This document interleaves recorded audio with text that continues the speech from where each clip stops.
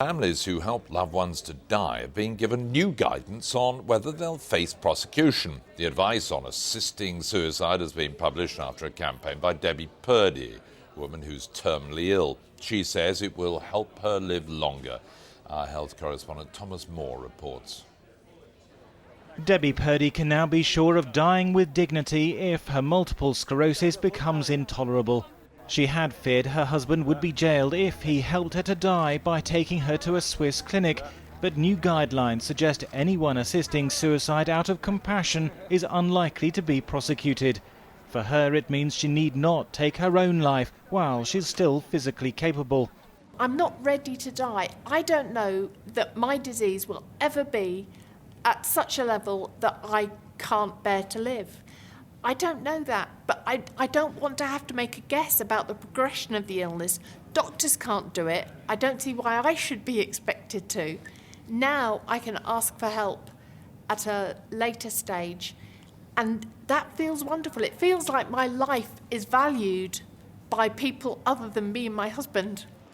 But some disabled people now fear for their lives. The Director of Public Prosecutions has vowed to bring charges against anyone with suspect motives, including doctors. That's no comfort to Margie Woodward.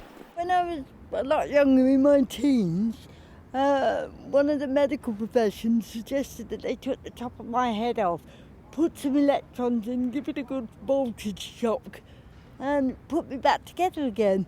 The idea was that they might be able to cure cerebral palsy, but the odds were 50-50. 50-50 I'd be dead.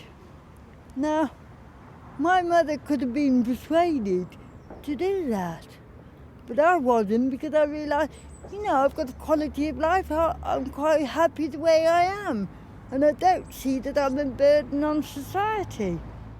For Anne McPherson, the guidelines aren't enough. As a GP, she's seen patients die in pain. Now she has terminal cancer herself and fears relatives could botch suicides, causing more suffering. She wants the law changed to allow doctors to end life. I think it's very difficult for people to know how to assist someone with a death. I think it's difficult to know what drugs to use to make sure it actually is a good death. They may find it more difficult than a doctor will.